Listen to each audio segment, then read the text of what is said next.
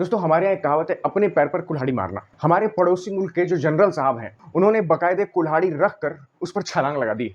हुआ यूं कि यूएसए में पड़ोसी मुल्क के general Asim Munir, sorry, field marshal ही क्यों, जब इसके पहले डोनाल्ड ट्रंप ने पाकिस्तान से बात करनी चाहिए थी तो उन्होंने शहबाज शरीफ को नहीं बुलाया था, उन्होंने आसिम मुनीर को बुलाया। तो उस तरह से आप डिफेक्टो प्राइम मिनिस्टर हुए। प्राइम मिनिस्टर क्या, ये पाकिस्तान की पूरी नेशनल असेंबली यही है, जज यही है, सुप्रीम कोर्ट यही है। एक कायदे आजम थे पाकिस्तान के, ये तो बाकायदे आजम है। इनको अपना नाम सीधे बाकायदे आजम ही रख देना चाहिए।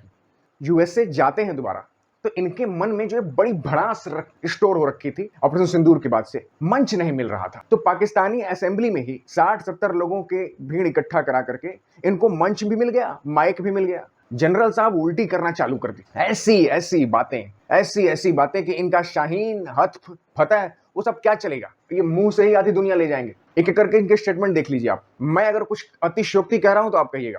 पहला स्टेटमेंट इनके पास से आया कि भाई साहब, इन्होंने कहा कि हम न्यूक्लियर कैपेबल कंट्री हैं और अगर हम पर कोई आंच आती है तो हम आधी दुनिया लेकर के डूबेंगे। अरे न्यूक्लियर को क्यों बीच में लेकर के आ रहे हैं आप, खुद ही ऐसे ही आधी दुनिया डुबा रहे हैं। यूएन डिजिग्नेटेड 126 आतंकवादी आपके यहाँ कॉकरोच तिलचट्टों की तरह घूम रहे हैं, जब मर्जी जहां चाहिए छोड़ दीजिए।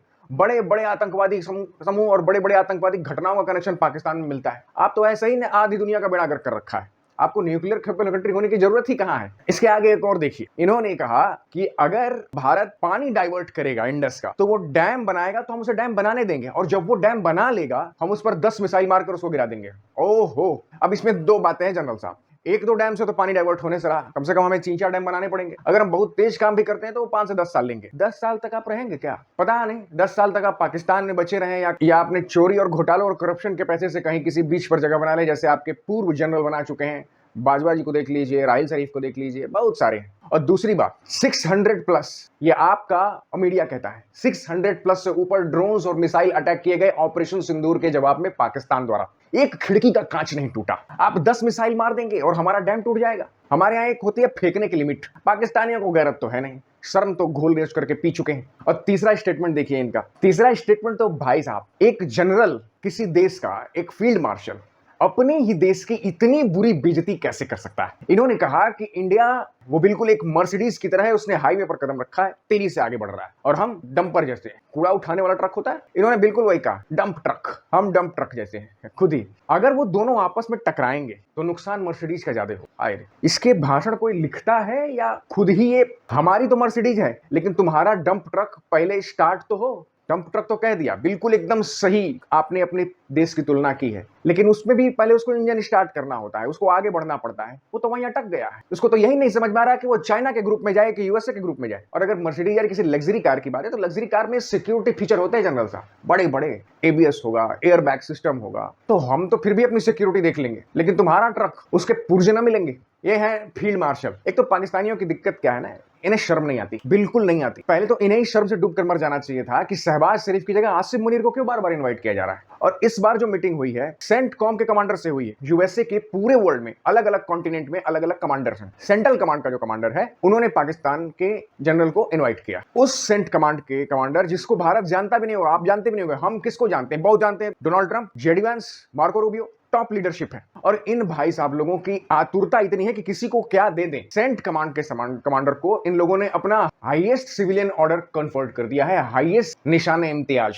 एक और है हिलाल ए पाकिस्तान, नहीं मैं मजाक नहीं कर रहा हूं, एक्चुअल में है हिलाल ए पाकिस्तान, वो भी देते रहते हैं लोग। कमांडर को, वो चीफ भी नहीं है यूएस आर्मी का, उसको इन्होंने अपना हाईएस्ट सिविलियन ऑर्डर पकड़ा दिया। और ये कंपैरिजन किससे करते हैं, भारत। क्या किसी देश के जनरल को, आर्मी चीफ को इस तरह की स्पीच शोभा देती है। हमारे भी जो चीफ ऑफ आर्मी स्टाफ है जनरल उपेंद्र द्विवेदी, इनकी भी एक स्पीच हुई है। यहाँ इनकी बातों को देखिए, इन्होंने साफ साफ कहा, तंज कसते हुए, कि अगर किसी पाकिस्तानी से पूछेंगे कि क्या हम जीत गए, तो उसका रीजन होगा, हाँ हमारा जनरल फील्ड मार्शल बन गया है, जीते होंगे तभी तो। मतलब बेसलेस विक्ट्री क्लेम है ये पूरा, कोई सबूत नहीं, कोई सैटेलाइट प्रूफ नहीं, बस क्या 60 पर भी आएंगे, आगे उस पर भी आएंगे। दूसरा स्टेटमेंट हमारे जनरल साहब का ये था, उपेंद्र द्विवेदी ने कहा कि ये जो ऑपरेशन सिंदूर हुआ है ना, ये चेस गेम की तरह है। मतलब हम अपनी चालें चलते हैं, हमें ये नहीं पता होता सामने वाला क्या चल रहा है। और एक टाइम आया है जब हमने उन्हें चेकमेट दे दिया। हमें अपनी चाल चलने से पहले आगे की 10 चालों के बारे में सोचना पड़ता है। सदा हुआ स्टेटमेंट, एक सीरियस कंट्री का, एक उभरती इकोनॉमी का जनरल ऐसे बात करता है। और बात रही 60 की, उस पर भी आते हैं। हमारे चीफ ऑफ एयर स्टाफ जो एयरफोर्स के चीफ हैं, इनकी भी एक स्पीच हुई जिसमें उन्होंने एक सबसे बड़ा खुलासा यह किया है कि 5 फाइटर एयरक्राफ्ट और 1 AWACS विमान निश्चित रूप से इंडियन एयरफोर्स ने हिट किया है पाकिस्तान का। हो गया 60, तो ये 60 है पाकिस्तानियों, ये 60 है। 90% इंडियन ये मानते हैं कि हमारा एयरफोर्स का चीफ बिल्कुल सही कह रहा है, क्योंकि वो बड़बोला नहीं, वो स्टेटमेंट नपातुला देता है, बकवास नहीं करता है। एयरफोर्स के चीफ ने डीजीएमओ की बात से लेकर के पॉलिटिकल रेस्ट्रिक्शन तक सारी बातें खोली। उन्होंने साफ साफ कहा कि पॉलिटिकल कोई भी दबाव नहीं था, जो बनाना था, जो प्लानिंग करनी थी वो हमने ही करनी थी, बिल्कुल फ्री हैंड थे। अब चूंकि रिस्पॉन्सिबिलिटी भी इनको लेनी थी, तो हम लोगों ने कुछ कांस्टेंट तय की।